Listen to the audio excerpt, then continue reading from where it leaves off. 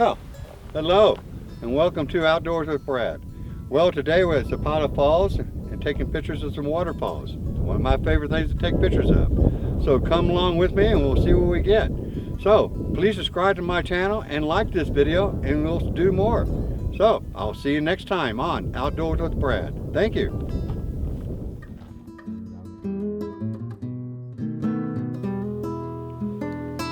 Well, here we are again, off another dirt road. This one leading up to Zapata Falls. Well, the falls wasn't accessible. You couldn't get there due to high water. So, as I was standing there, I noticed this nice little waterfall here. So, let's take a picture of it and see what we get.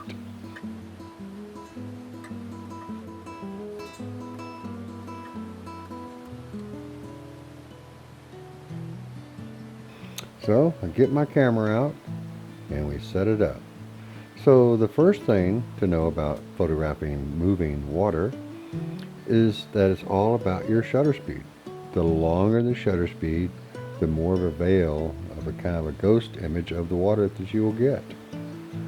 So I like long shutter speeds, anywhere from at least a second long to 10 seconds long.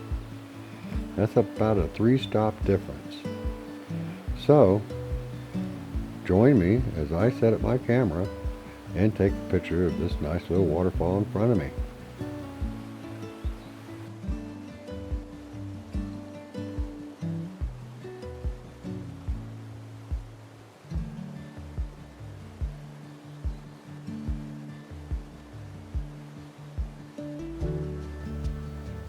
Here you can see me changing out my lens from a 210 to the 135mm lens.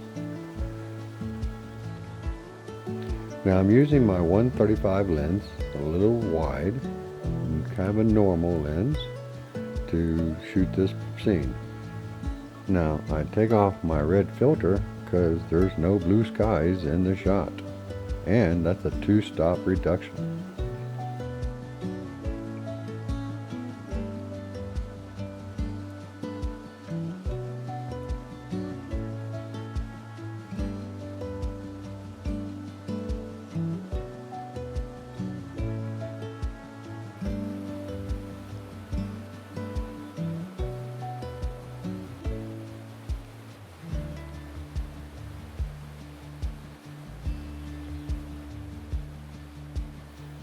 So now, after we've got the camera set up, I'll put my dark cloth over my head and focus on the scene.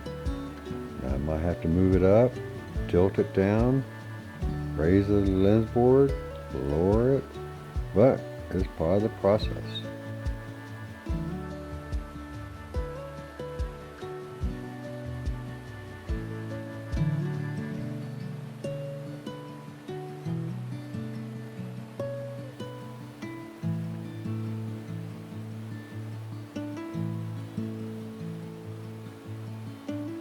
So normally, if I'm shooting at 4 seconds, I want my f-stop to be as high as possible to let in as less light as possible. So my f-stop is usually all the way down to f32 1/2 on this lens.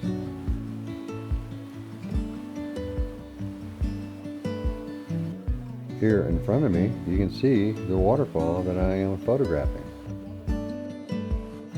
It's coming down quite vigorously. So I decided to aim my camera down into the waterfall. We'll see what we get. Here we are, leveling the camera, as I always do.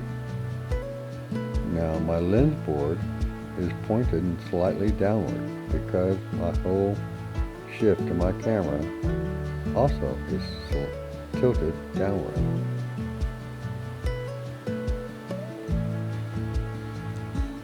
Now let's think about the exposure. There's a lot of shade in here and the running water. And I want 32.5 or all the way down on my lens. So my exposure is going to be starting at 1 second at f32 and 1/2 with Delta Film 100 ISO. And that's my lowest end of my exposure. From there, I'm going to go up to from 1 second to 2 seconds to 4 seconds to 8 seconds to even 10 seconds. The longer the better. I plan to develop this normally, so I keep the nice shades and the contrast in the photograph.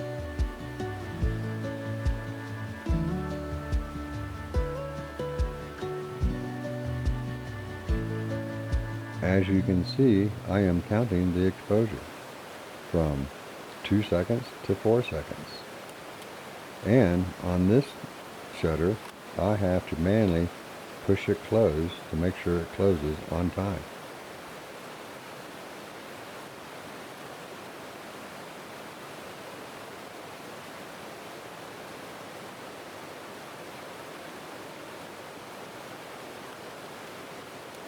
And I always mark my film holders so I know which is which and which ones are my longer exposures, so when it's time to develop, I know what time of development to give it.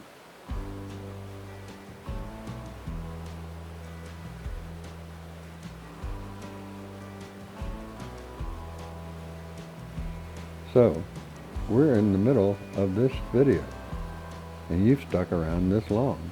So thank you very much, and please subscribe and like this video, and we'll make more of them.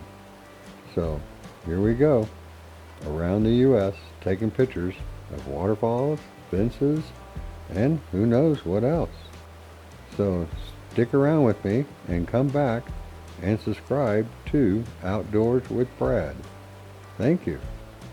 And at the end of this video, you will see the picture that I am photographing right now.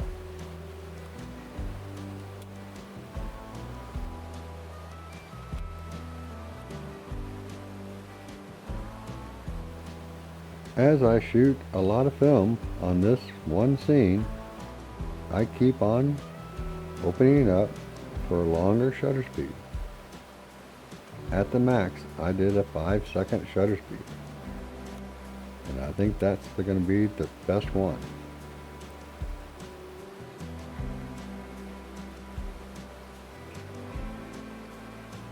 Zapapa Falls is located in Colorado, near Great Sand Dunes National Park.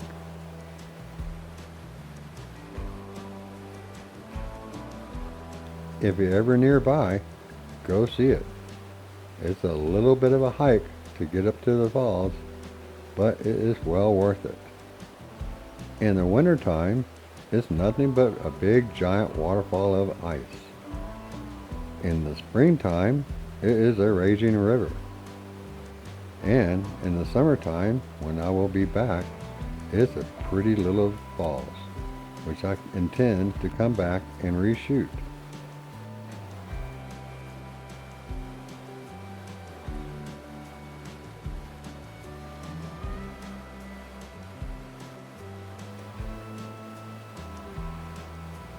So again, thank you very much for watching Outdoors with Brad, and I hope to see you in 2 weeks. And please subscribe to my channel. It means a lot to me.